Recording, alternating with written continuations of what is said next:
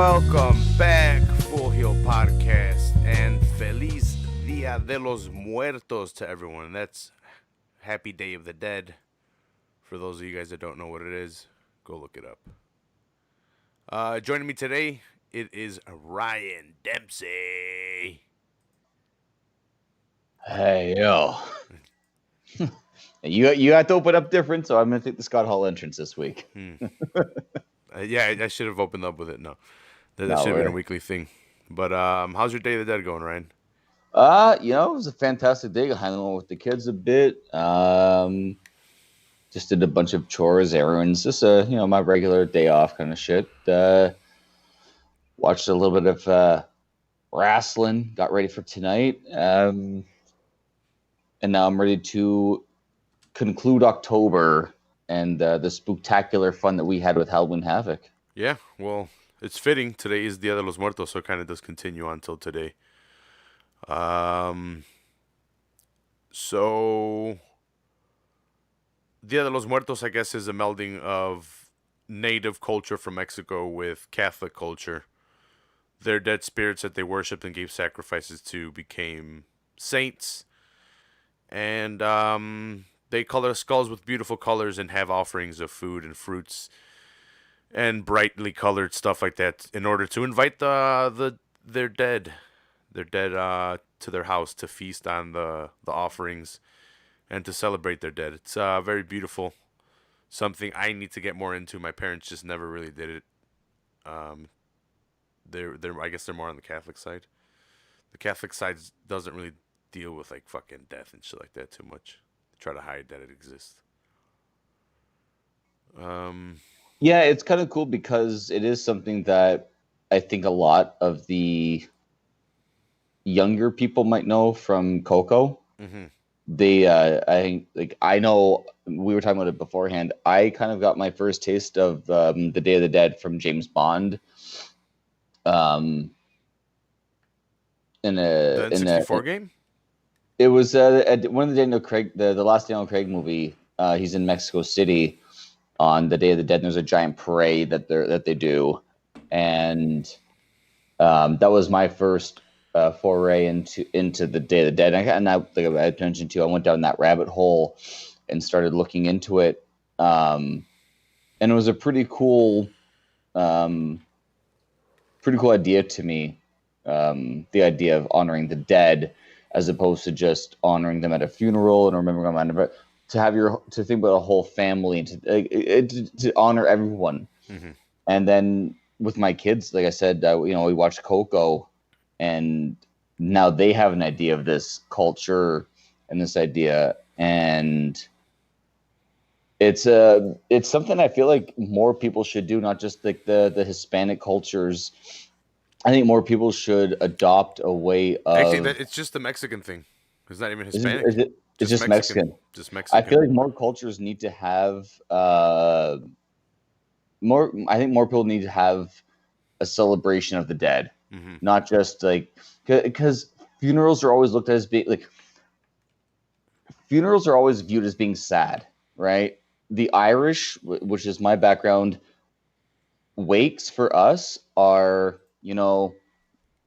person passed away, you had the funeral, you've buried them, then you go and the party starts. It's not being sad. You celebrate their life. Mm-hmm. You drink, you eat, you tell stories, you laugh, you cry, you do all those things. And that's it. But to think of an idea that you paint skulls in like bright blue, pink, orange, yellow, green, like not just like dark colors, but in fluorescent colors, and to honor them and to keep their memory going, it's a fantastic idea. And I feel like it's something that, like I said, more cultures should adopt that and try and remember their family and their history, as opposed to just letting it go and just saying goodbye. Like just always embrace and remember it, Mm-hmm. It's something that I'm definitely. I talked to my parents about, and I told them I'm gonna start incorporating into the family. So I told them to start bringing up pictures for next year. We'll probably do it closer to next year, but I'm gonna go out and buy the skulls. I went out looking for skulls. It was pretty hard to find them. Like a week before Halloween, it was more candy and very few costumes. So I'm gonna have to do it next year. Build a little bit of an altar. I think it's like 3 tiers of altar of the altar. One for the dead, one for earth, and one for heaven. I don't know. I don't know exactly what it was. Yeah, we've talked. Me and you have talked about it briefly off air, um, about how you want to kind of like adopt that and try and get it going more for your kids when when you want to be able to have deep culture roots with your kids, which is a fantastic thing to have because it's something that I wish that I could have with my kids. Hmm. I don't really have that chance to because my culture is very white. It's very white bread. Um, I can teach my kids a shitload of things, but it's my history is history. Whereas like you have the ability to with your kids eventually to embrace a lot more culture, which is nice, and to know that you are very invested into learning and adopting it is something that's fantastic because a lot of people who grow up knowing about it but not celebrating it eventually don't adopt that. Hmm. So for you to want to adopt that and to want to learn, that's amazing. Yeah. No. Well, like it. It's something that I believe we should have been doing, but I think I've talked to you about it. My dad's parents passed away when he was super young. His father passed away when he was super young. His mom passed away when he was super 17. So he took off to the United States. And he's the more native side of the family. My mom's side is more of the Spanish side of the family or the European side of the family, which would be a Right. lot more Catholic.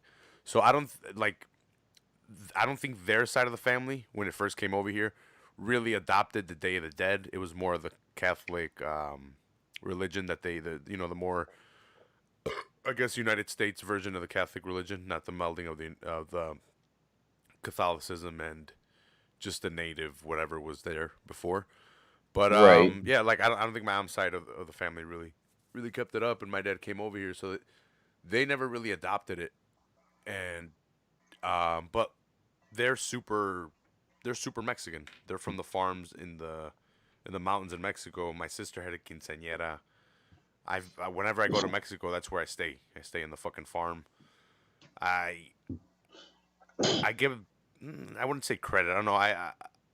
I'm glad that they sent me over when I was a kid and I got to experience it firsthand every summer after school. Like I'd stay three months over there Right. and just experience shit, killing pigs, how to fucking cut up a pig, how to prepare a pig after killing it, See seeing that seeing how they that's the grow thing shit. that like, that's the thing that I want to do. I want to get involved in that. I want to like, but that for me that's like something I want to do like as a cook slash traveler slash eater. Like I want to go to like your village, if you would, in Mexico, and like embrace that for like a weekend and like actually like do that stuff. Like that would be amazing to see and do. Hmm. My parents actually want to do it with the younger ones of my nephews.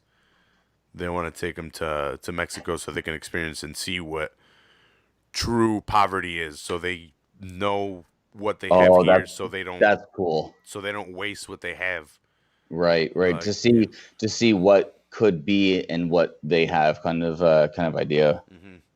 No, to show them why my dad took off from Mexico and to and And keep. live that I guess that American dream, quote unquote, Hmm. like to get No, the to better my life dad, or it's 100% the American dream, and he's fulfilled it in his eyes.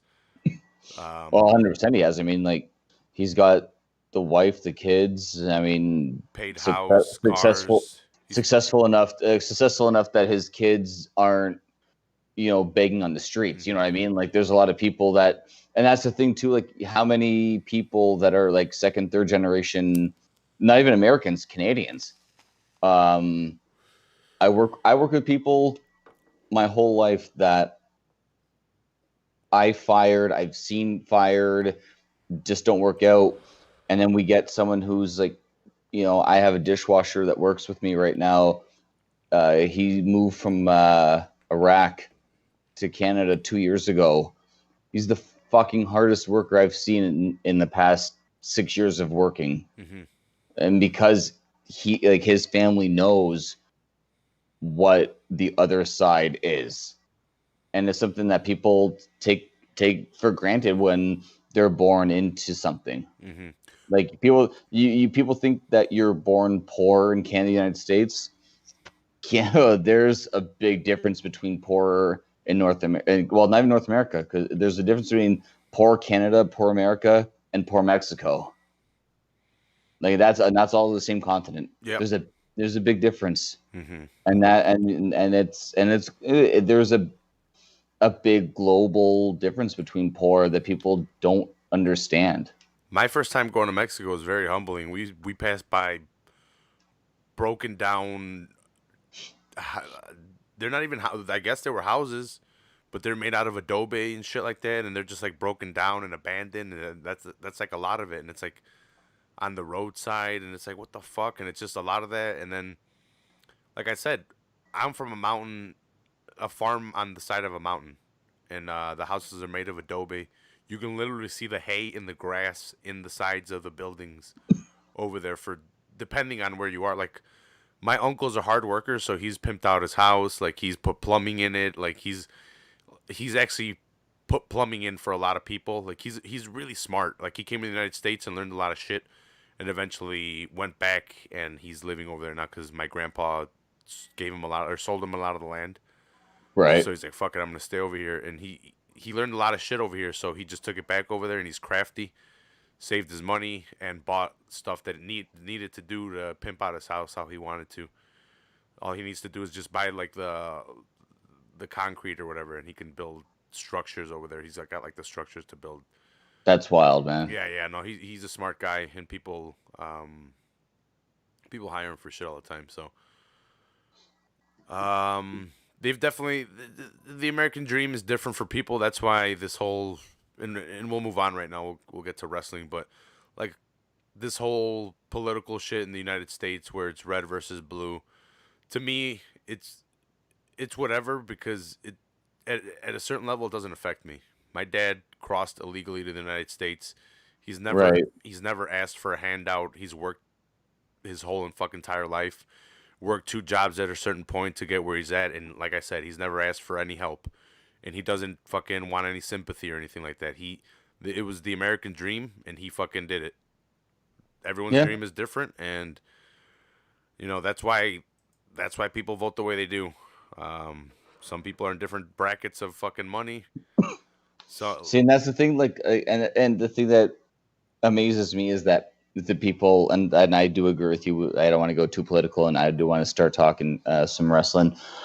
Um, the people who are just like Trump, Trump, Trump, Trump, Trump, and mhm, that's it.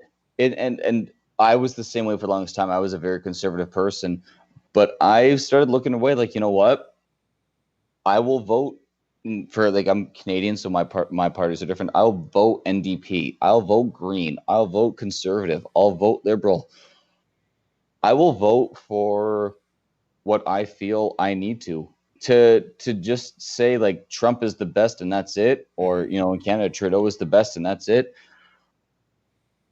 It's all subjective to what it's all subjective to what you think and what you believe. mhm, But you have to also at the same time you have to think outside of that box. You have to think about your neighbors. You have to think about your coworkers. You have to think about your parents. You have to think about your kids. Like, what's better as a group collective? mhm, Because to say that I'm Trump until I die, that's not necessarily the greatest thing if you consider a lot of, like, Trump has done everything he said. Has he?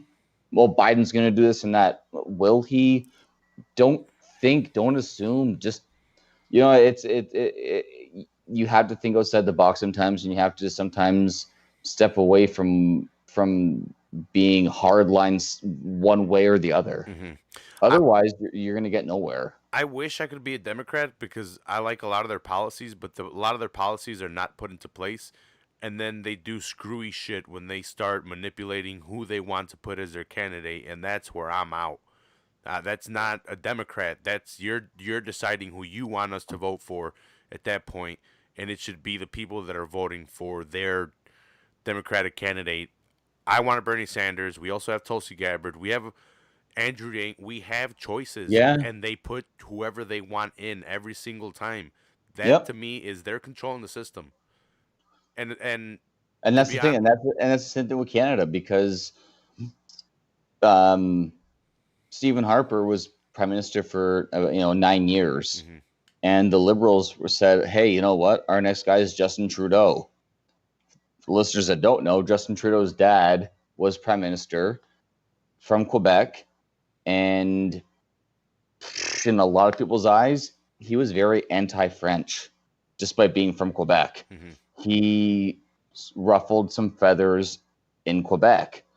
And Justin Trudeau was born with the silver spoon in his mouth and became a drama teacher.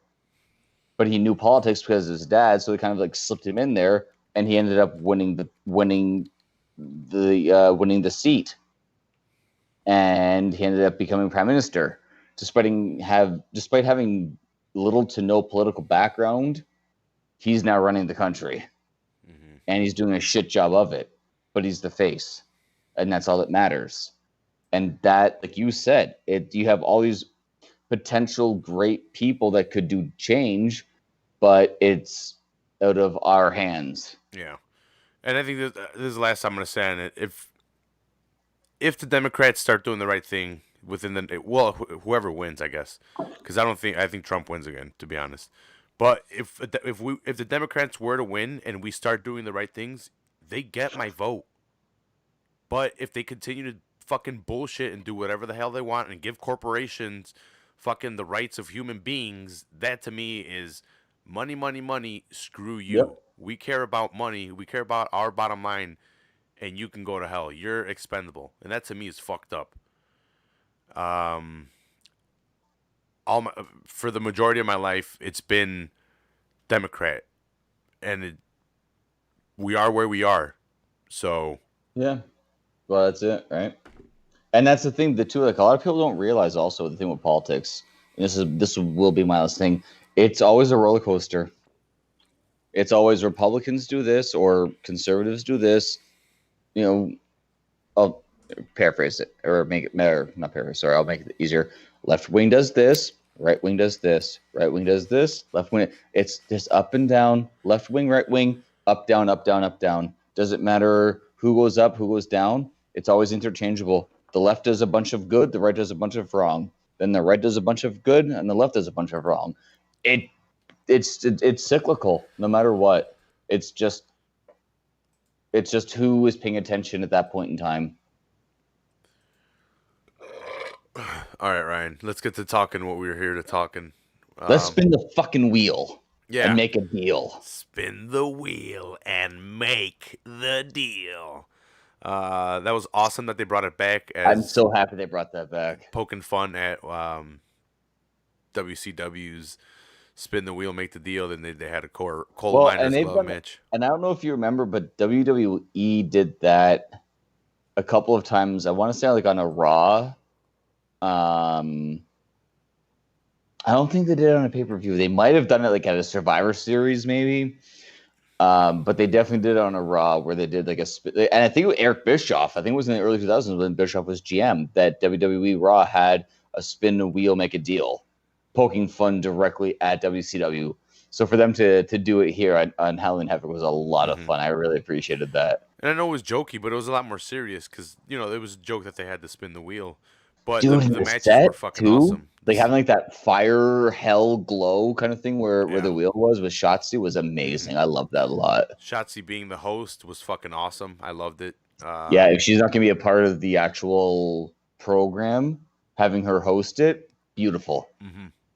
Yeah, and she got to do a bunch of costume changes. Yeah, yeah, She's a lot hotter than I went into it than I thought. I yeah. guess because You I've only like seen her in the ring gear. they definitely glammed her up in the right way, Yeah, she was wearing her the whole time. She was wearing skin tight outfits. but it wasn't like the old school like like with Stacy Keibler or Tori Wilson, they have like the Vanna White Mm-hmm. come out and they get the tight gown. She was wearing like gear that she could wrestle in if need be, Yeah. which was I like that she wasn't just a woman, I guess you could say, from WCW if you want to make that kind of a Mm-hmm. reference. And the Halloween theme fits her personality perfect. So that was 100%. like they made the right choice by making her host and everything, and she loved it too. She was loving it. Her evil laugh the whole time. Yeah, Yeah. when she first brought it, you almost did the voice perfectly there with the spin the wheel. That laugh she did at the very end was so cartoonish, Mm-hmm. but in the right way for Halloween Havoc. Yeah, and how it started off too. It starts off with that guy shredding on the guitar for fuck, what's his name? I have it here. Um, Damian Priest. yeah, yeah, Yeah, yeah. so Damian Priest comes out, but the guy's shredding on the guitar at first and playing his song, and then he appears in the ring and he's rocking out to it, fucking uh, They bashing his do head that. back and forth. Normally, they do that with NXT pay per views, Mm-hmm. just as like the intro. They just have like some metal band plays the intro and that's it. This was a But 2 hour pay per view. to have it do an entrance Mm-hmm. was a fantastic idea. People were mad that they took it and didn't let Cody, kind of like an FU to Cody, but they did it Mm-hmm. justice, man. Especially for being 2 hours, they treated it as a pay per view.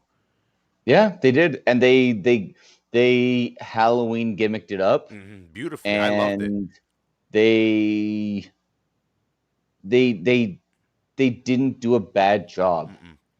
And I don't know how much we've gotten on here or how much I've talked about it, but I love Damian Priest's presence. I wanted to hate him at first when he first came in. I don't know why. Maybe because that's why he's a heel. Maybe he came in playing the badass heel guy and you're supposed to not like him. But he grew on me, especially with his I presentation. fully agree. I was seeing that earlier today when I was watching his match, and I was thinking back to his match with Finn at In Your House, and I remember telling you that I didn't really believe too much of him, Mm-hmm. but his run to getting into the ladder match for the North American title, and now as the North American champion, I'm seeing him in a much different light, and I really I'm appreciating him a lot more than I originally did.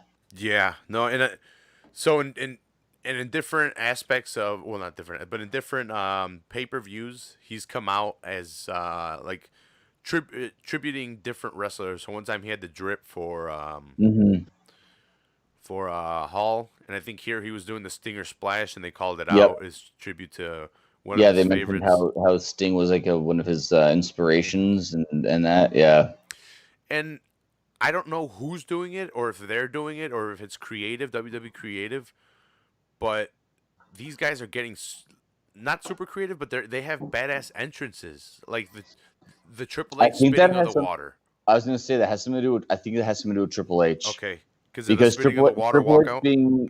Triple H being NXT now. I Hmm. feel like I'm getting that WrestleMania vibe. Like you remember like how WrestleMania was Triple H always had like that entrance Yeah. every year. I feel like he is in some way, shape, or form uh, either telling guys you're gonna do this or letting them be more creative or helping to guide them. And I don't know if he's working with like music and live performances, like with Priest or what, but I think Triple H has a lot to do with what we're seeing with the entrances in NXT these days because I mean, outside of the Undertaker, Triple H is the entrance king, bar none. Yeah. I could see it now that Triple H would have a lot to do with it. Everyone's getting their own thing, and Damian Priest, where he stands in the middle of the ring and shoots at, depending on where the Titantron is, and his name comes up in a flame. That is fucking that is awesome. I love it. And they've been doing it a lot more here. Well, I guess Finn Balor had his, where he would come out. Shinsuke would have his with the music. Yeah, and with the live violin. Mm-hmm. But I want to go like I haven't watched a lot of New Japan, and I probably should go back and watch more New Japan, but I want to see the Demon and the origins of Finn Balor's Demon to see like if he did those depths of an entrance Mm-hmm. as he does in NXT. Because like his NXT entrances are fantastic when he's the Demon, and to know now, the rumors a few weeks ago was that the Demon was going to be retired and not being brought back, and now they're saying it might come back, and I don't know if it's just like a tease that they're saying he's done with the Demon or what, but um, I want that shock return of the Demon. Like Survivor Series is coming up, like let's do it. Survivor Series is being held, I think, the 30th anniversary of the Undertaker. Like when it's a better time, But is Finn back though? He had a he should broken be. jaw. Remember? Yeah, but that was about 3 weeks ago. Survivor Series, that's like a 6 week time period. Mm-hmm.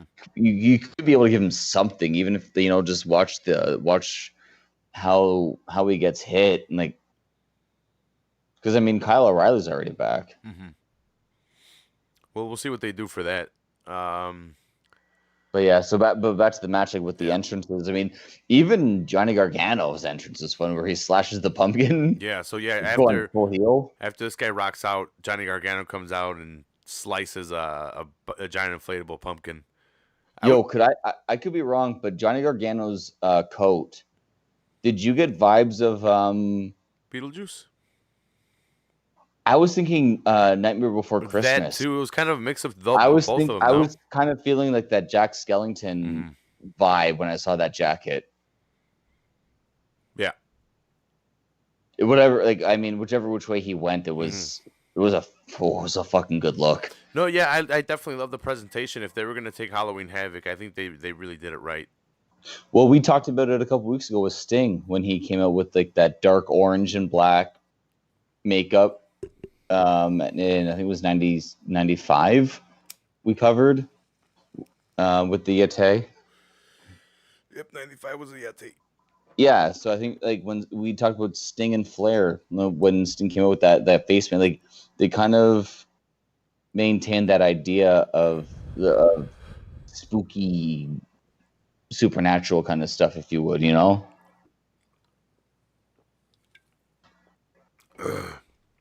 Yeah, no, they kept it up here. They had a bunch of well, since there's no crowd, they took advantage of that and brought actual dirt in. They brought a bunch of props in ringside.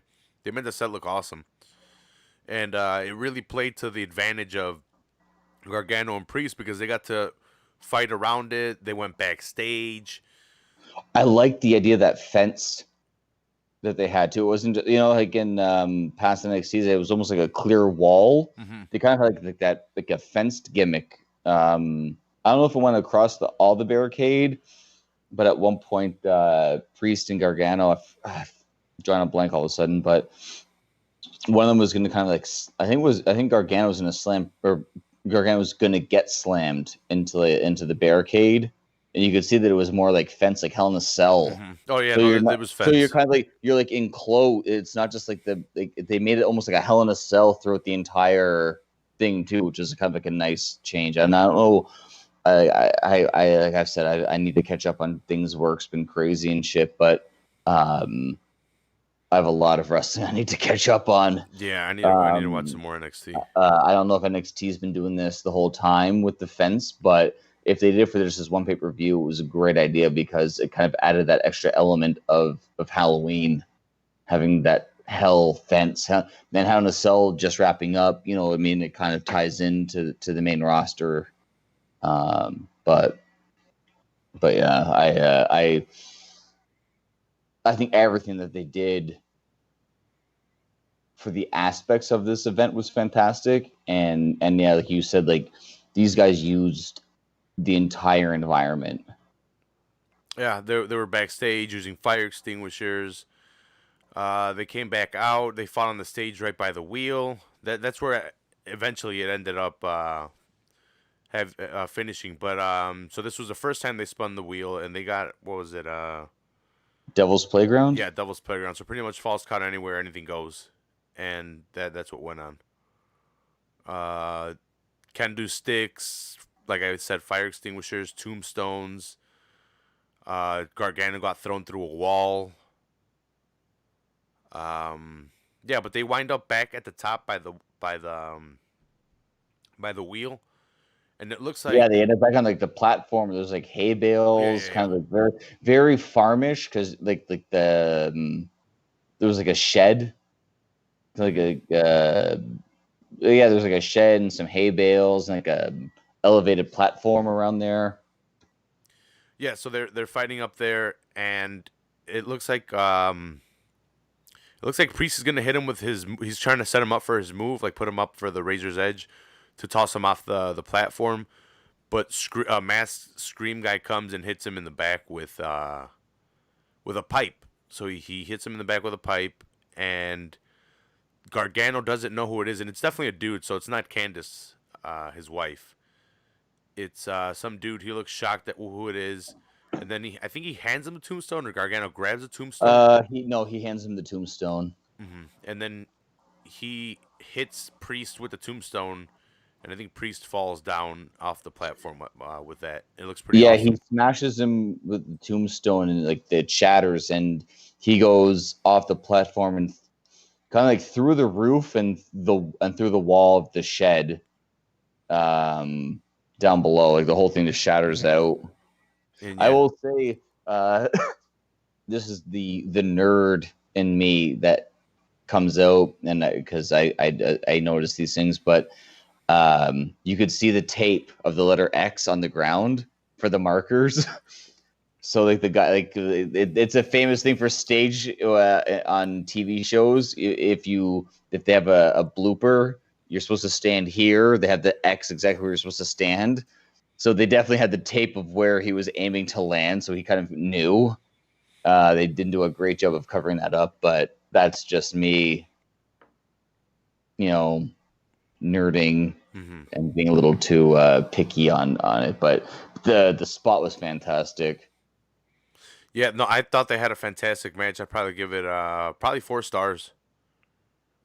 I would Um, say, yeah, they I mean that there was that spot with where um, Gargano hit him off the stairs, went for the pin off the kind of like he flipped backwards and almost like reverse DDT'd him onto the stairs.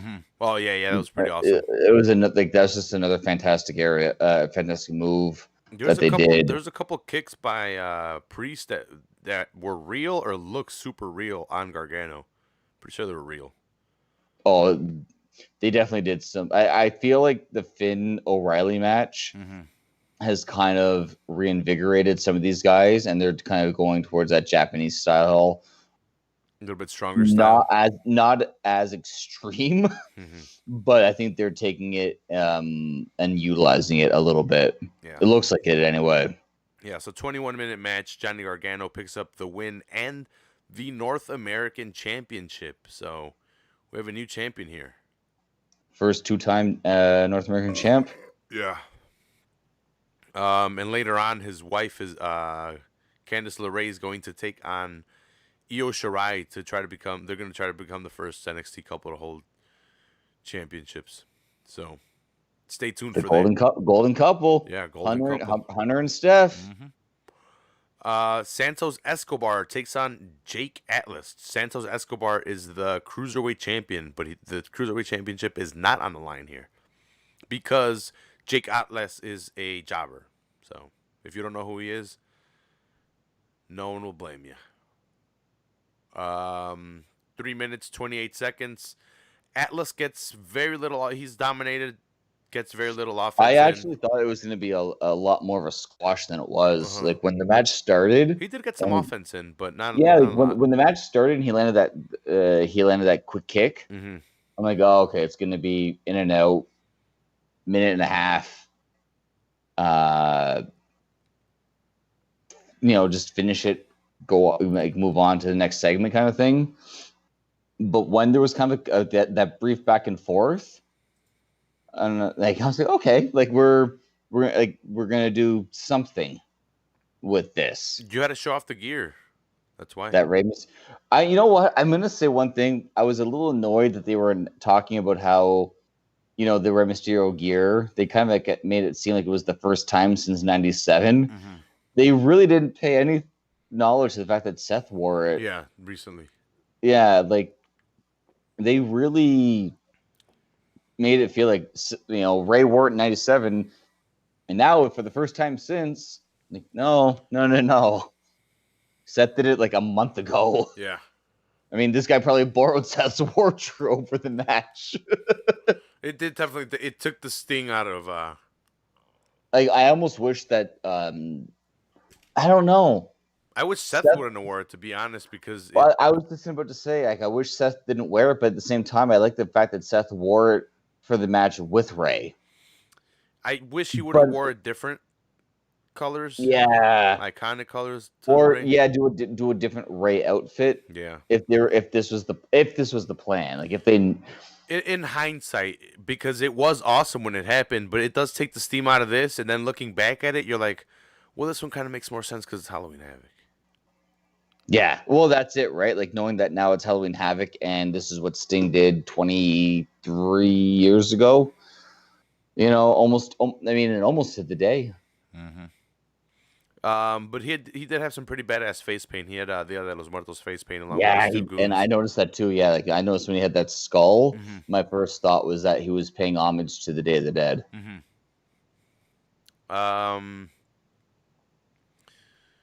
Let's see. Quick fact that Jesus let me know and that I read online afterward.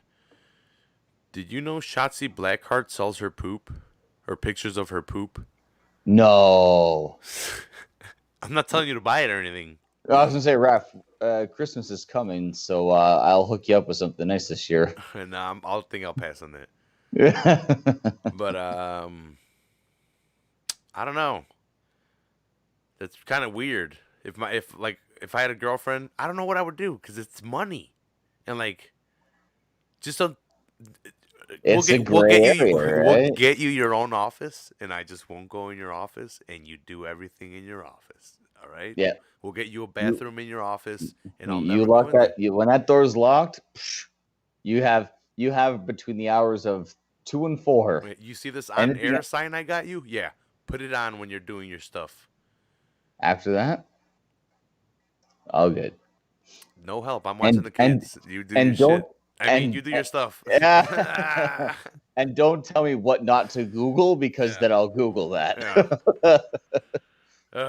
It's kind of weird. It's money though. That's what's happening nowadays. It's money. People are making money in some weird ways. So 2021 Full Heel podcast, you guys will be able to buy. No, I'm joking.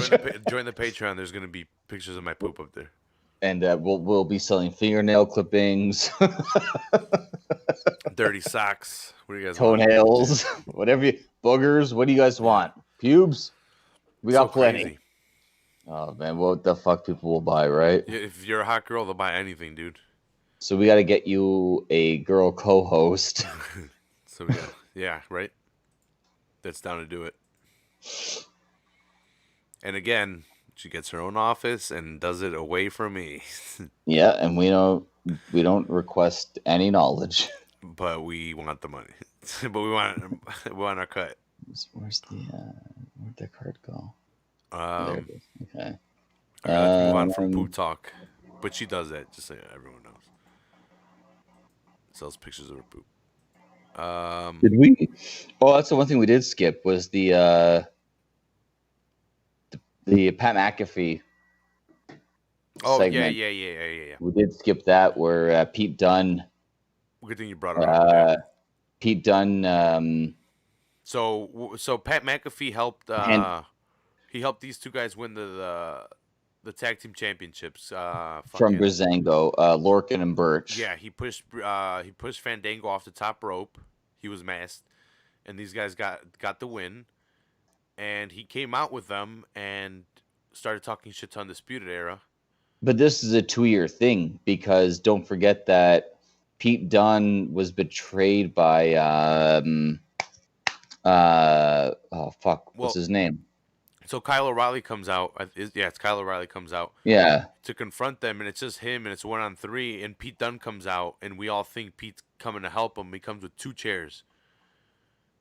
and he hits him. He gives him a chair, and these guys run off, and Pete Dunne hits Kyle Hits O'Reilly, O'Reilly. yeah, in the But back. that's payback, right? Because Roderick um, Strong did that to him. Strong, thank you. Yes, 2 years ago when he joined the Undisputed Era, Yeah, they were. It was like War Games. it was the setup for the one of the War Games. Yeah, it was when because Undisputed Era has Yeah, now been yeah. in Hmm. two. Well, this will be their third Hmm. because it's going to be Dunn, Lorcan, Birch, and McAfee versus the Undisputed Era. I'm guessing. I don't see how they don't do that. Yeah.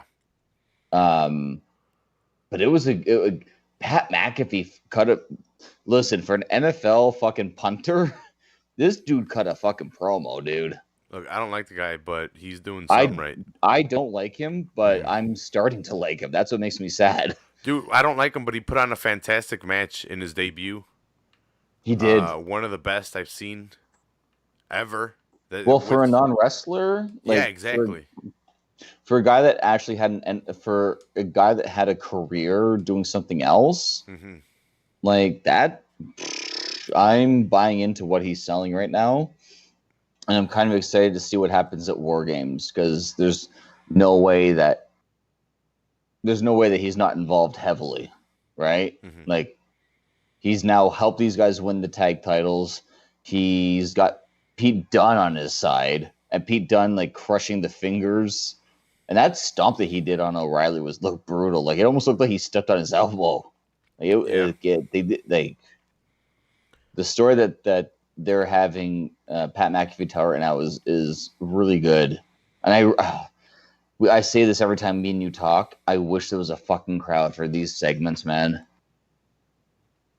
Because Well, this is one of those segments where in my head I could hear them chanting NXT, NXT, NXT. 100%. And hopefully sooner rather than later. If Trump wins, I can see how he's just gonna start shitting on COVID. Like he's already calling it a hoax, and he already said he beat it. So Yeah. so get ready for that. At work, my job doesn't care. Right now, they're taking all the precautions. Today, they actually gave us 10 face masks to keep in our car just in case we ever forget our washable face mask. We have 10 disposable ones in the car. I just hate I just hate the idea that people are how many times like Ontario this week had 3 days or 2 days where there was 1,000 cases and people were like, yeah, it's a hoax. I'm like, Hmm. all right, fine, it's a hoax. Dude, Go make out with all the people that have it and tell me that you cut nothing. Pro Gonzalez, I retweeted it. Pro Gonzalez tweeted a video of her crying because she had to cancel a fight because she felt like shit for the past 2 days, and she's Yeah. sick and she feels like shit. A fighter, a healthy female fighter. Yep. Just because it might not affect you doesn't mean it won't affect the people Some around you. yeah. Uh-huh. Well, it's it exactly. Not everyone could be all fucking ripped and jacked like me, but Sometimes you have to be a little more wash tubby like me. I might be spreading it. We both could be with spreading it. some with my Kermit the Frog arms.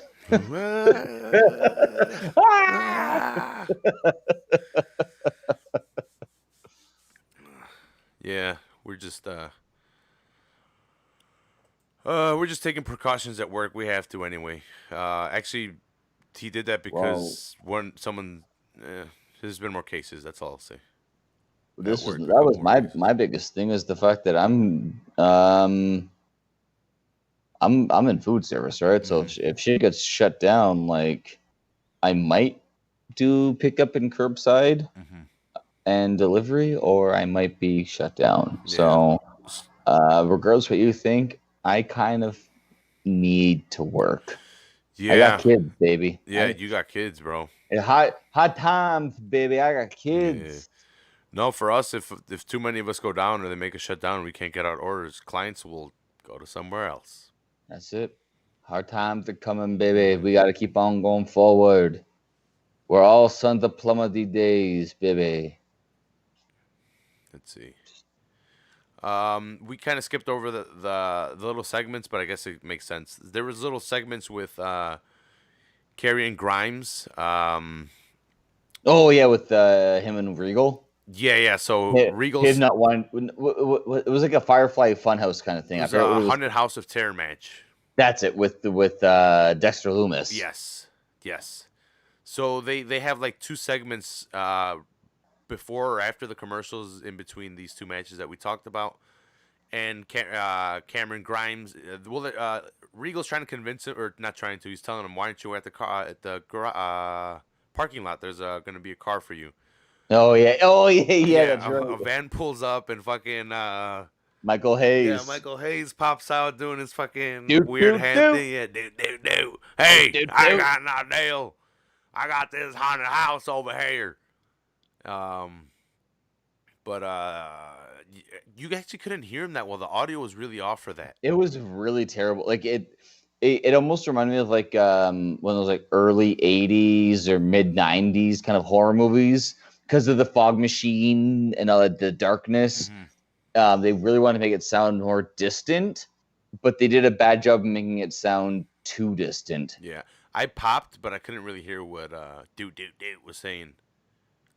Yeah, I bet he had a great ideals, but I just I don't know what they were. Um, yeah, so they carry or they drive away with Cameron Grimes, and they're taking him to the The haunted haunted house. How house of haunted horror, the haunted terrors, yeah horrors. yeah. It, I myself, as corny as it was, I really enjoyed it because they You know, had. honestly, I'm gonna say like I know this match from what I've read online. A lot of people are shitting on it. Mm-hmm, This seemed to me to be very Firefly Funhouse match with John Cena at WrestleMania, mm-hmm. but darker because it had that Halloween aspect. Yeah. I and also didn't obviously have like the Hulk Hogan, NWO, all like the different John Cena incarnation kind of bullshit. I liked it. I thought it was great. This was a lot more on brand. The Firefly Uh, Funhouse one with John Cena was a lot more abstract. I want to say, like I guess in an yeah, art yeah, no, way. no, yeah, that's a very fair way to put it. Very artistic, abstract Mm-hmm, filming. This seemed very like it seemed like a horror movie. mm-hmm.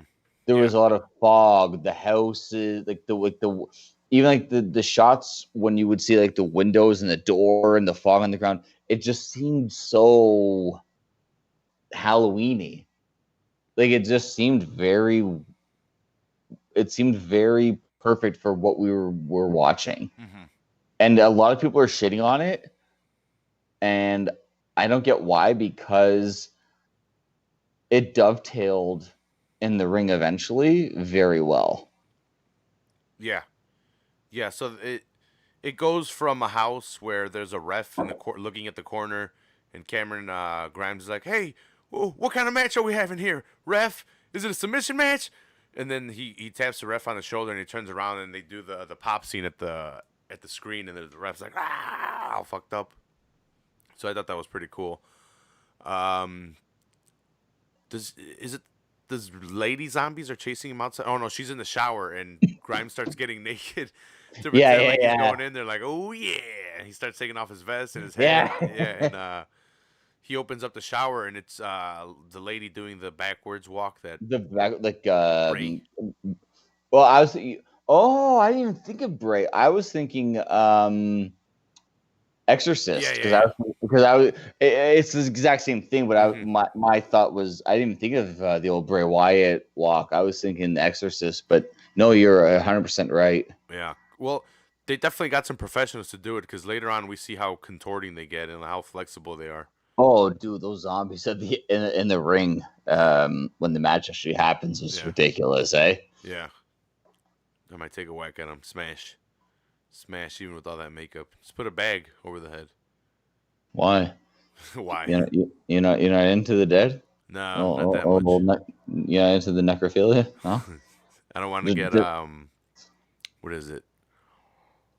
Fuck. oh, yeah, no, I know. Oh, I know what you're talking about. where he starts decomposing because No. Fuck. No. there's a bacteria that you get from decomposing bodies, and it starts eating away your skin. I think. Fuck. I know what you're talking about. Yeah, Um. too ripped to remember what it is.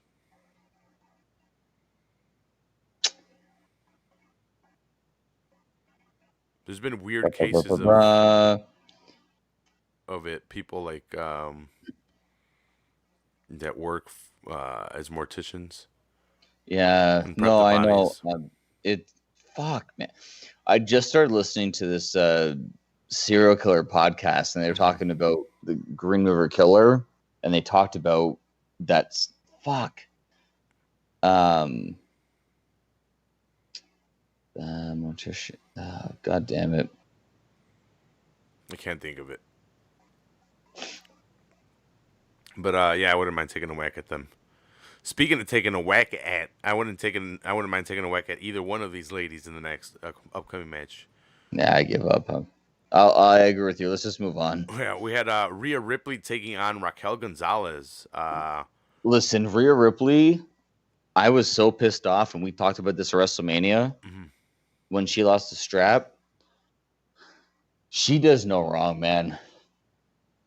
I just wish they Her, wouldn't butch her up as much as they do. I think she's really hot. I know she's got big shoulders, you know but she's what? got a nice rack and a nice dumper. Fantastic booty, Yeah, I mean, dude. I don't care. Like they've never, to me, they've never made her look butch. uh-huh. I don't know if it's like my Her like hair's too punk. short. That's I all. don't know if it's my punk metal everything, Hmm. but when I see her, I'm like, mm-hmm. If you had long hair, it wouldn't work. You with that hair, you with that the piercings, the hair, the gear, the everything. Let's go. I don't blame you. I'll still take a whack at it, but I'll tell her to grow her hair out. Plus, Raquel Gonzalez probably kicked my that ass. Aussie man. Ooh wee. Hmm. Ooh, that Aussie. Oh yeah, she's Australian. She's got that accent. Oh, I fucking New Zealand, Australian accents. Hmm. Oh God, I'm over, man. I'm done. The Raquel Gonzalez is a big girl, man. Yeah, 6 foot. I love this rivalry for her. Hmm. Well, for both of them, because of the fact that it gives them someone equal. You're not just like because well, okay, let's be fair. Like what you were saying about Raquel Gonzalez's height and Rhea Ripley's shoulders. So, you're talking about how they're built. Uh, it's very easy to put them against someone very attitude era. We would have like a bulky girl against a petite girl, Hmm. and the result was either obvious or unbelievable. Now it's like, okay, I can see how this is going to work. Two bulls just clashing heads. Let's go. Yeah, and that's kind of what the story of the match was. Who's the stronger of the two? Because they really haven't faced anyone that's pretty much their size or kind of around that around there. Um, what Ripley's 5'10", Raquel Gonzalez is 6 foot. Uh, Yeah, yeah. They did the tail of the tape. mhm. I Yeah, enjoyed this match. I think Raquel's kind of green. I really haven't seen a lot of her. I know she had a couple matches. She's mostly been a bodyguard for Dakota Kai in NXT. yeah, and that's how they've kind of. She made her not debut, but came back from injury. I think it was a couple months back in that role. Um, and they're I like that they're finally branching her out into these matches. Yeah, no, 100%. They're introducing her more into singles competition, not just Dakota Kai's um, manager.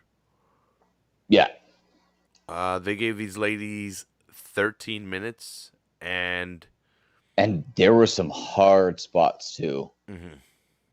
It wasn't an easy 13. No, These girls earned those 13 minutes that they were given, right? hmm, and they're strong enough to be able to get power moves on each other. That's the impressive part. That's the other thing too. Yeah, like almost I don't want to make this comparison, but like Diesel and Sid back in the mid '90s, that we covered earlier this Mm-hmm. year, when we talked about how Diesel and Sid made sense because they could like hit each other the same way and make the same moves the same way. These girls are doing that. Like they're and I'm only using it because of the sense that they're not petite girls, but they're girls that are not, I don't want to say large because that can be misconstrued, but Mm-hmm. they're they're just well built professional wrestlers, Yeah. and they can take this damage and they can give this damage, and to have two girls in that same weight class is fantastic. Like this, like, can you imagine Rhea Ripley being around when China was in her prime? That would be a badass This is what match. I'm saying. Can you imagine China versus Rhea Ripley, or China versus What did we get into? Asia? Gonzalez? Yeah, like this is what I'm saying. Like this is what I mean. Like, China was having to go against Tori Wilson, and this is what I mean when I said by their build. Like Tori Wilson versus China, when Tori Wilson would get a win, you'd be like, "What the fuck? There's no way." Mm-hmm. It wasn't believable. And when China would win, you'd be like, "All right, cool." Yeah, But and these two girls, man, like these girls put it on the line, and they, like I said, two bulls just butting heads. Like mm-hmm. it was hard knocking. And people shouldn't take it offensively. They're bigger girls, but they're beautiful. They're But I mean, and that's the thing. Like I mean, bigger in the sense that mm-hmm. they're not 5 foot, 100 pound girls. And They're no offense to China, but she was on steroids. yeah, Like well, yeah, that's it. like And like I Rhea said, Ripley, she's and she's still feminine. She's big, but she's still feminine. and Even that's what I she's mean. If big. you She's got think big if you shoulders. think for 1 second that I'm talking ill of Rhea Mm-hmm. Ripley, rewind 10 minutes to where I almost had an orgasm She probably has just one of the best describing bodies. how she looked, because she is absolutely fantastic in every which way. She's probably got one of the best bodies in the women's. Dude, she might be my favorite female professional wrestler in my 25 plus years of watching, for 30 years of watching professional wrestling. As of right now, kind of like Tony Storm a little bit. Io Shirai's pretty badass Oh, too. I can get behind some Tony Storm. Tony Storm is pretty bad. I like Io Shirai as well, which we will talk about right now after this match. Yeah, we will. That's right. Mm-hmm. Yeah. Yeah, no, but so kind of the story of this match was Raquel Gonzalez was kind of putting a stop to everything Rhea was doing. Rhea is always known for dominating the smaller of the girls, and now she had to face someone that's going to stop her, block her moves, and not really be affected by everything she's going to do. She's going to have to put more into it if she's going to want to take this. So she's the one that's having to play the comeback in this match. So it kind of showcases Raquel Gonzalez very well. Um, let's see. So after getting beat up pretty much the whole match, Rhea Ripley hits her riptide, I think it's called. Yeah. It's like her cradle suplex. Yep. Pins Raquel Gonzalez, and that's kind of it. It's kind of a clean win. Nothing. It was, Nothing yeah, weird about no, this one. it wasn't the greatest finish, Mm-hmm. but it was a clean finish, right? Well, I think it was perfect how they did it because we had seen so much of everything else, and I know it's Halloween Havoc, but to break up the nonstop hardcore matches, false count anywhere matches, haunted house terror matches, we just had a singles regular match with Rhea Ripley and Raquel Gonzalez. That was it, and Yeah, I thought it I fit mean perfect. it. Okay, if I'm gonna take or give one negative to this match, this can very easily be construed as a filler female match, in the way that cruiserweight match was after the second match of the card. How that was kind of like a filler for the men. This could be like here's your appetizer for the women, because what we have between Shirai and Lorray is going to be fantastic, and we don't want to overdo it because we don't want you to think less of our main event. that would be my only takeaway that could be negative. But I love this match.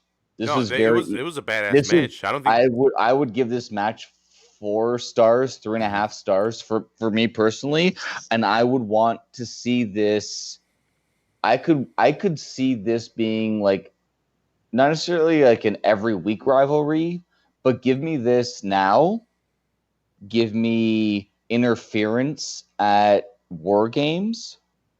Give me an elimination at Royal Rumble, and let me see this play out at WrestleMania. You know what I mean? Like, let's see a couple chapters. Let's see a build up. I could see these two having a fun long run. Mm-hmm. I really could. I would eat up every chapter that you were to sell me. Yeah, and I thought for placement of the match, length of match, and what they did, I thought it was perfect for where it was and everything. Then it kind of set us up for Io Shirai, Candice LeRae, that they're gonna have a well, we did the spin the wheel, make the deal again, and it's for the NXT Women's Championship. We have a table, ladders, and scares match. So we have a high flying tables, ladders, and chairs match, and it's kind of not a complete different, but it was two powerhouses taking each other on, and now it's two high flyers in a fucking hardcore match, or tables, ladders, and chairs. I forgot what Candice LeRae's entrance was, but Io Shirai got the Rockstar entrance where she got someone playing for her. No, we skipped something here. The Grimes, Cameron Grimes. Oh yeah, he ran away from the ring.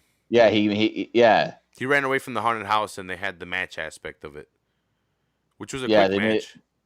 He all the zombies kind of doing like their little crypt walk, or not crypt walk, but like their hands and everything. Yeah, and Loomis making very, very, very. And you know what? I'm happy that Loomis was part of this because he's very serial killery. And for him to make an appearance at Halloween Havoc in this way was awesome. Mm-hmm. And then, you know what? It was kind of remind me of the old school Kane matches where everything was red. To have all the smoke and like a serial killer look.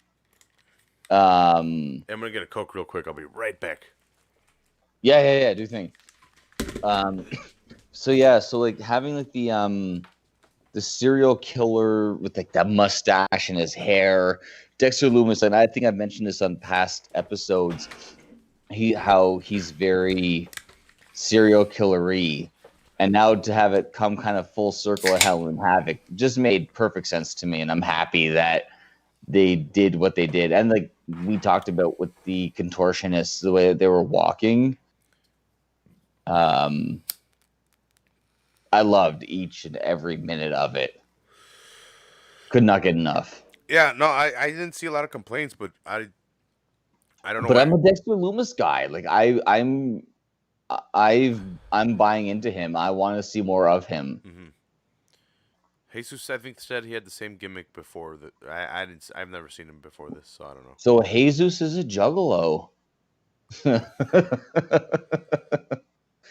It all comes out, huh? Yeah.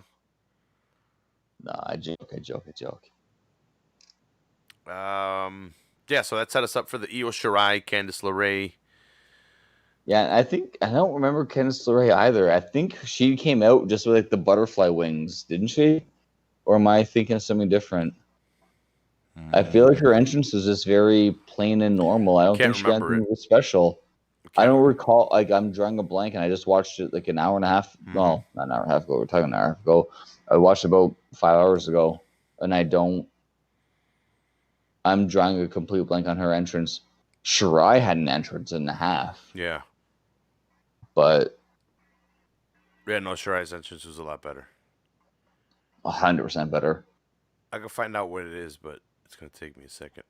Yeah, no, it wasn't that memorable. Whatever Candice's was, I don't remember. And like, it's not like Johnny Gargano slashing the pumpkin. Even like, I don't remember. Like, if she did, I apologize because I don't know. Maybe I'm just remembering more of the match, and I'm forgetting the entrance. And this is like I don't know.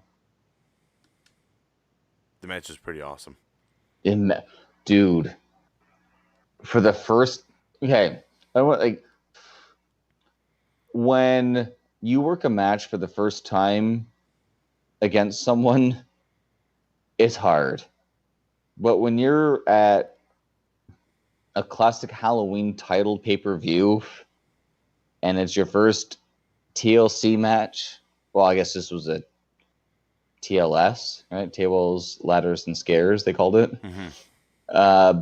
But these two girls against each other for the first time in a TLC match at a Halloween Havoc, there's so much room for error. And for two girls, like, and same thing with Hell in a Cell. I will admit, I was very skeptic of the girls doing Hell in a Cell a couple years back. I I am more than happy to eat my words. I'm more than happy to be wrong, and I'm more than happy to see these these girls put on these fucking fantastic matches because it makes me happy and thrilled to see how far the business keeps growing year after year, generation after generation. Yeah, and I wish people would start watching NXT more. Well, to be Not on even to be not honest, even what I actually wish would happen. watch women's wrestling more Yeah, what I and wish would watch happen was I hope they what's moved that? to Tuesday. That way we'd have Monday, Tuesday, Wednesday, Thursday. Well, no, Yeah. well, not Thursday. I guess Friday. Isn't I keep hearing this whole AEW second show thing. I don't know. We'll see when if and when that happens. We'll see. I guess, right? Yeah, I'm kind of happy with the one show right now. Well, and I hope AEW doesn't do something stupid and try and do a second show with no crowd because the every time I hear people shitting on professional wrestling, I can argue that 90% of their problems are because there's no audio. They're like, well, there's no reaction when Roman Reigns won the title. Well, yeah, they don't know what to No, do. because there's no fucking crowd. Of course, there's no reaction. They don't know what to Like, do. what They don't you have people telling them what to do. They can't think for themselves. exactly? Yeah, well, that's the problem, right? People, and like you know, what I mean, like, and me and you, we joke about it all the time that I'm a WWE mark and I'm anti AEW and all that shit. But the fact is like I love seeing people posting that. Well, AEW shit because the fans don't react. There's no fans. There's no there's no one to react. Of course, there's no reaction because there's no fans in the fucking stadium. There's no fans in the arena. There's no fans in the house. So it's like there's obviously. I digress. I'm not here to stir a pot that's not doesn't need to be stirred. I just want people to start paying attention, like you said. I want people to start watching more independent shows too. Like get back to the basics and like you said, watch AEW, watch NXT, watch women's wrestling. Don't change the channel just because. I Hmm. used to watch women's wrestling because it was bra and panties matches when I was 12 years old. And when all of a sudden Beth Phoenix started fighting, and I was like, she's not bra and panties. I'm out. I'm out. Yeah, and I went back and watched some Beth Phoenix matches. Fuck, I wish I watched that live. I'm pissed off at myself for being that idiot kid that fell into something and then when something changed didn't like it. Because these girls now, oh my god, this tables, ladders, and scares match was fucking amazing. yeah, it's main event for a reason. These girls can definitely put on a main event match. Dude, Um, you could have easily argued for Priest and Gargano in this time slot, mhm. and they opened the card instead. So that says a lot for what they believe these girls could do. Yeah, yeah, and it's awesome to see Candice develop. Well, no, well, not even develop. Just I guess develop chemistry with these other performers to put on the type of matches that she's had because it's not that she lacks the skill. It takes two people coming together with that skill and developing a chemistry to be able to put on these matches. And I think that them being on NXT and having to wrestle each other and being in the Full Sail Arena or CWC, what it is now, the chemistry that they're getting is putting on fantastic matches. Yeah. And this one right away starts off all crazy. They spin the wheel. tables, ladders, and scares, and right away, Candice LeRae gets thrown out. Io Shirai fucking does a crossbody through the fucking ropes right away. It's fast pace. They're getting They're getting tables. They're getting ladders. They know what they had to compete with. They had to compete with the opening match, and they were definitely going to try to beat it. And I thought they did. I'd probably I liked it better. I'd probably still give it 4 stars, same as the first one. I definitely liked it better though. Yeah, I definitely would. No, I for sure. The one spot after spot was fantastic. They definitely gave me an ECW moment. And for those of you who don't know, an ECW moment is when something happens in a match and you go, holy shit. Yeah, yeah. And when Candice LeRae at the penultimate moment of the match was about to reach for the title, and okay, so backtrack. The Ghost has come out from the first match, and he's helping Candice LeRae win. And Shotzi comes out, prevents it from happening. Candice LeRae is knocked out on top of the ladder.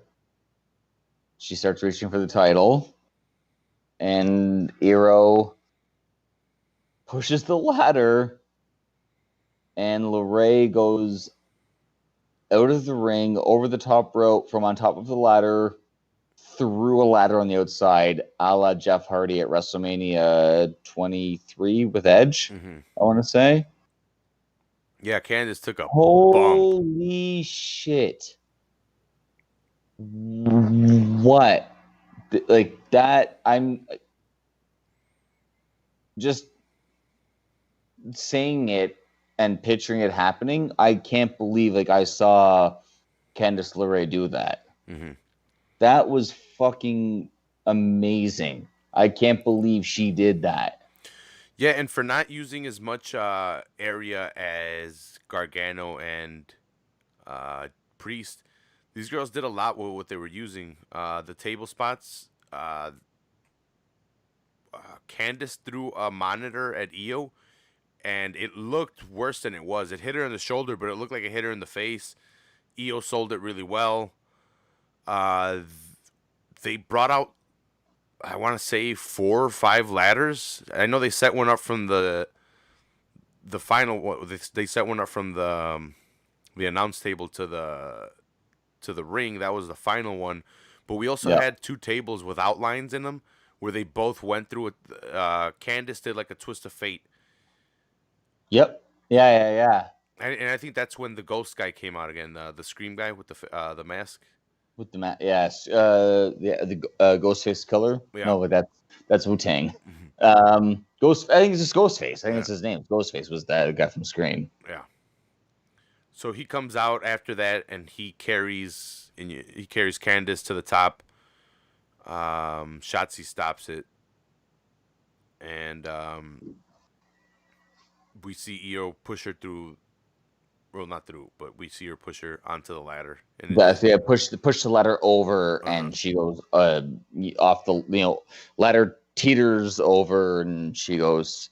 Obviously, ladder hits the ropes, and she falls, and she goes through the ladder that's between the announce table and the ring. There was a ton of chairs, ton of ladders, couple tables. There was just these girls were doing it all with what they had in the ring. They didn't need to go backstage. They knew they needed to do a little bit different, and I guess just minimizing what Gargano and these guys did and doing their own thing was because they've been building on this. Candice betrayed Io. I forgot when, but they were friends back when Candice and them were. It was before. I think it was before, and it was before she won the title. I think it's when Io went heel. I think she betrayed Candice. It's been a while. It's been a while, yeah. Because I mean, since June, since May, Gargano and Candice have kind of been like that heel couple. NXT in Your House back in June, they were heel. That was early. That was like early June. Yeah, no, it's been a good rivalry though. Yeah. So Io winds up keeping her title, and I think Ember Moon might be her next. Well, Ember Moon takes on Dakota Kai I this love week. Dakota Kai. I love Dakota Yeah, Kai. but and I love her heel turn, and I think it's gotten her a lot further than not turning than her babyface run did. But Yep.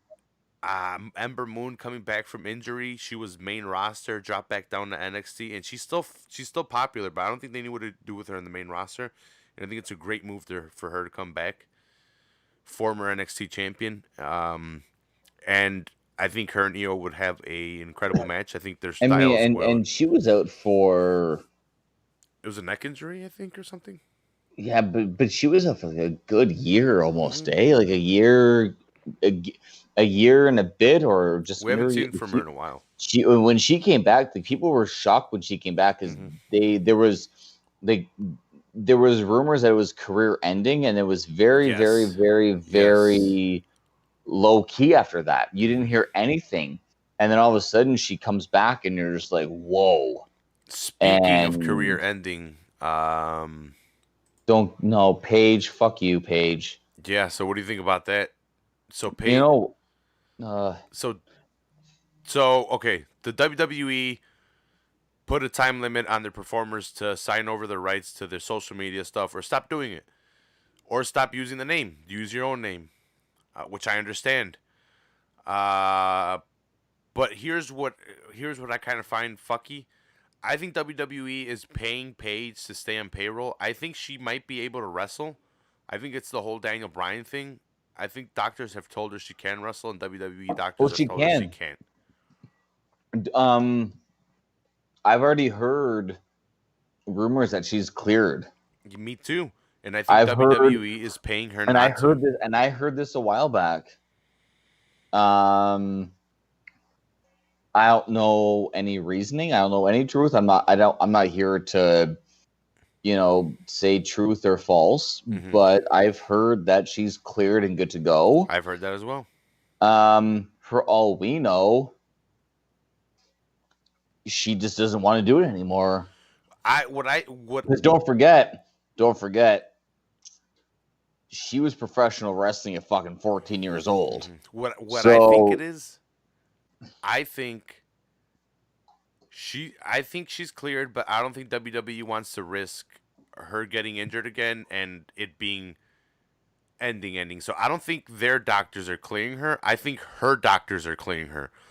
I think her. I would not be surprised if it's also though. To be honest, I don't. I think she's probably made I think she probably saw the writing on the wall that she can make more money outside of professional wrestling. Oh no, I think she's waiting for her contract to expire, and the fact that they're saying you can't use Twitch to make money. She's like, I think she was thinking like, well, in 2 years' time, I'm free of WWE and I can do whatever I want, and I can use Twitch while that happens. I don't know the time frame. 2 years is just a number. I'm just saying. And all of a sudden WWE is saying you can't use Twitch.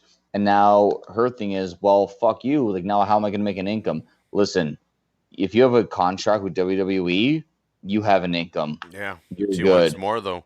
But here's my thing, too. So do I. Yeah, but here's my thing, too. Paige, you let these dudes jizz on the women's title. Yeah. You make a lot of bad decisions, or you've made a lot of bad decisions on camera.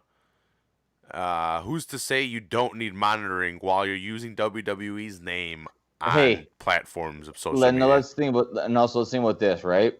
So she's not wrestling, right? She's had 2 serious neck injuries. She was crying on camera, saying that she broke her neck twice while under contract for WWE, and her career is ruined.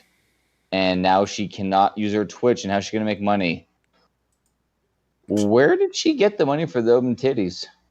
Well, she's got she definitely has money from No, but WWE. that's what I mean. Like, you know what I mean? You can't sit there and tell me I'm not going to make money because I don't have Hmm. Twitch, but you have enough money to have breast augmentation surgery. You know what I mean? It's like, come on, you can't have your cake and eat it too. You Yeah. know, you can't just go out and have all this plastic surgery and say, how am I going to make a living? No, it doesn't work like that. I'm sorry. You might have had an extra, okay, I don't know her contract value. Say she's making 1 million a year and Twitch gave her 500,000 a year. So now you only have 1 million a year? Okay. Is it really the end of the world? Like, your contract's up, just don't resign. I Yeah. don't know. I don't. WWE needs to. I don't know. See, because I'm pretty sure they made deals with. WWE is smart. Vince McMahon is smart. Mhm. He trademarks these things. That's why these guys can't use certain names and characters when they leave the company. Mhm. Vince McMahon owns these things. That's why Hulk Hogan and Macho Man were smart to copyright their character. Why do you think Cody Rhodes isn't Cody Rhodes anymore? He's Cody for a reason. He's not Dusty Rhodes' son. He's Cody. Because WWE is smart enough to trademark these things ahead of time. It sucks. Mhm. It does suck. But you have to know when you put that pen to paper. If I sign a contract at a job and then I try to do something using my name, knowing that I can't do it, that's on me. And if I go to the world and I say, "Oh my God, my job's unfair," oh well, you signed the contract. It's on you. Like I listen. I feel for her that she can't make more money off of her likeness and off of her things. The NCAA is one of my biggest enemies. I think Mhm. the NCAA is the fucking biggest crock of shit that the kids can't make money off their likenesses, but they can. But it's the deal you make. Mhm. And it's. I think she'll be fine, especially with AEW being out there, Impact being on the rise. New Japan is always an option. I know Her it's in contract's going Japan. to be up soon enough, Yeah. and you're not going to hear. And all of a sudden, she's either going to re-sign for big money, and this is going to be quiet, or she'll go elsewhere, Dude, and she her could have been Twitch a good account. manager. I like if she's really that injured and can't wrestle, she could have been a good manager. She could have been a good mouthpiece to somebody. Yeah. Oh, for sure, for sure, for sure. Like even if she can't wrestle anymore, name wise and what she's done, she can help out AEW even if she's just a manager. Yep. Yep. She's an NXT women's champ and women's champion at the She's same time. Only girl to do that. only person to do it. Yeah. Beat AJ Lee right after WrestleMania. Hmm. Yeah. 100%. And I don't want this to be misconstrued. And again, that I'm a hater against Paige, and I'm very proud of it. But when you have your name and likeness signed to a company, it sucks, but it is what it is. It does. It just sucks. But don't sit there and cry and say, I can't work for them anymore. How am I supposed to make a living? I've only gotten my boobs done, and I've only gotten money from them while sit. How many times have we seen Paige on TV in the past 2 years? She's been collecting money then. She didn't Hmm. say any words then.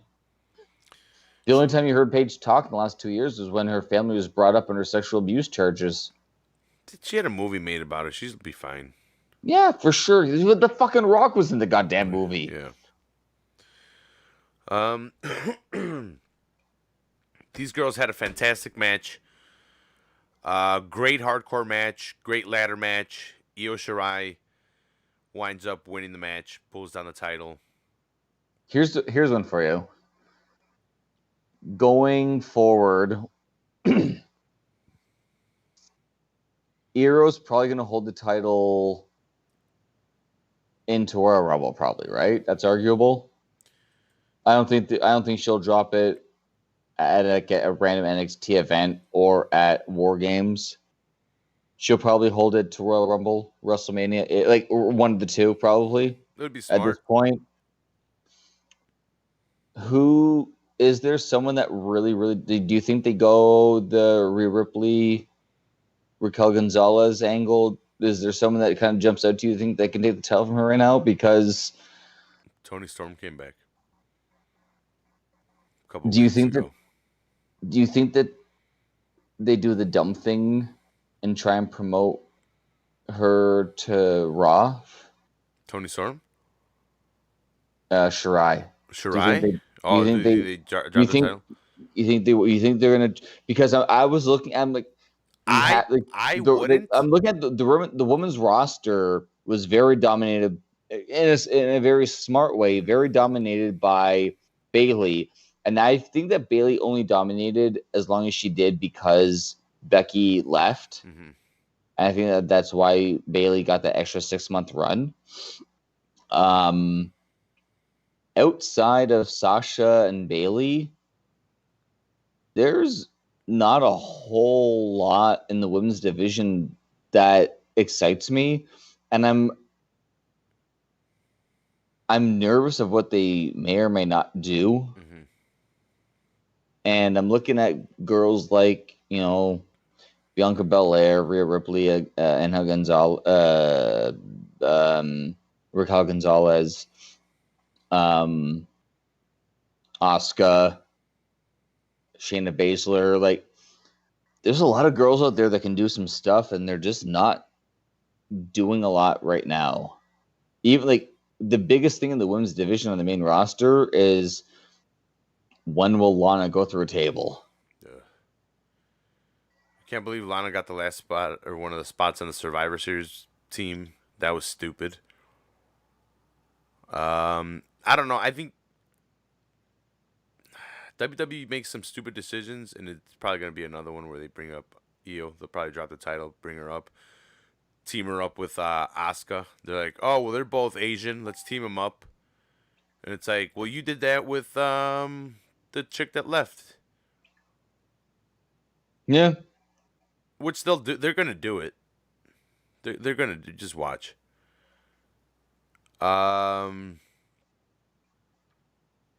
Let's see. Now that you mention it, I can see them bringing up a lot more girls because they need talent, and I don't know if they're banking on Becky coming back anytime soon, but Well, or I mean, Ronda coming back too.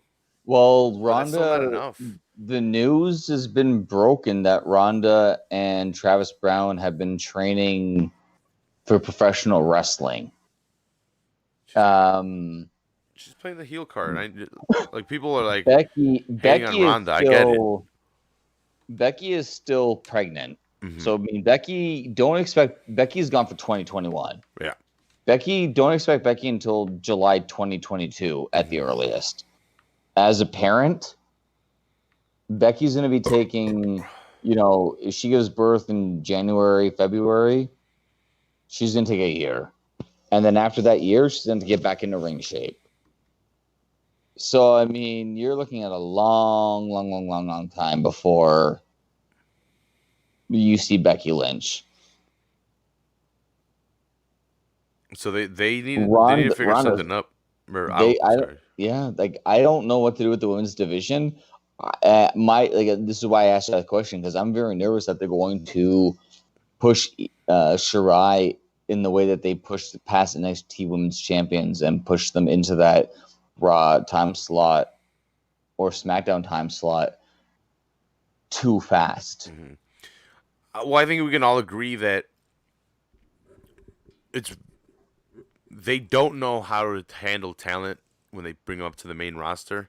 And it seems like they have a plan for the set top people, and everyone else just dances around mid card, tag scene, or even lower. And usually call ups never make it that far. Women's, it's a little bit less deep, but still, they don't know what they're doing. And I know they started NXT, and the girls from NXT are kind of really the division right now, but it's been kind of slacking, and I know we've been missing some of them. So I can't I can see them bring him up and mishandling a lot of them, but that's kind of a given. Them mishandling the situation whenever they bring up any talent. So that wouldn't be anything. It would be same old WWE. We don't know what we're doing with talent, except when it's NXT, when a former wrestler that knows what he's doing. Triple H can do it, but you know, Triple H could definitely do it right, mm-hmm. but it's just a matter of the transition, Mm-hmm. right? Like that's the big question. Can they transition it right? And from what we've seen, I mean, it sucks to put it in a negative light, but the Shayna Baszler thing was the closest that we've had, and it was shitty because Becky was pregnant and COVID. Mm-hmm. But we could have had some badass shit there. So maybe we do have a chance with Iro going to the main roster, but I don't know, man. Mm-hmm. Well, that was the show, guys. That was Io Shirai and Candice LeRae closed out the show. Badass match. Like I said, I'd probably give it 4 stars. I would say that was a 5-star. I Frog would, I Splash. would, I would give that. Mm-hmm. I would 100% give that a 5-star match for me. Start to finish, the shock of what the match was to the way the match finished, I would give that a 5-star match. Mm-hmm. For me, I will watch that match. It could be a random day in May, and I'll put that match on TV. We're starting to see a lot more female wrestlers be main event status, and I'm happy. I'm liking it. 1,000%. My nieces will get more interested in it, and I can take more of my nephews and nieces to wrestling events with me, and I can be like, "Oh, I'm here for them. I'm not here for me. I'm holding their title. This is their title. Don't look at me. I'm an adult. What are you guys talking about?" Like when I buy toys, I take them purposely so it looks like I'm buying them toys and not for me. But then you see my room and it's ridiculous. All right, guys. Please hit that subscribe button. Smash that like. Tell your friends. Tell everyone you know about the podcast. Thanks to everyone that's been downloading, watching the podcast. Shout outs to the Rewrites for letting me use their music, helping me out with the podcast. Shout outs to Full Heel Podcast, all my buddies for helping me out. Shout outs to you, Ryan, for helping me out on wrestling breakdowns and stuff like this. Love it, my man. Love it, my man. Love it, my man. I need content, and this really helps. So, like I said, check us out on all audio platforms: iTunes, Stitcher, Podbean, Podcast Republic. Or if you want to see our ugly faces, our ugly mugs, or you want to check out these guns, check us out here on YouTube. I'll start cutting my sleeves off. And if you want to see some better guns, go back and watch Sean Connery as 007. R.I.P. to the legend. R.I.P. Sean Connery. Yeah, he died a couple days ago. He was 90 though. So, you gonna shit on James Bond right now, man? How Don't long can you live? Rafa. Don't make me, Rafa. What are you gonna do? Kill me? I will put you he in was a old. He lived a good life. He was rich. I will put you in a stunner, follow $1 million dream, and then I'll lock you in a sharpshooter. All I'm saying is 90 is a lot of years. So no, he lived a good life. Yeah, I don't R.I.P. feel Sean Connery. Yeah. Didn't he tell Barbara Walters women deserve a nice slap? Yeah. He said that. On that note, vote Biden on that note. Well, I'll let you guys know who I'm voting. Never. You guys can fuck off. Because people are going to... As a Mexican, you got to know that Rafa's voted for Trump.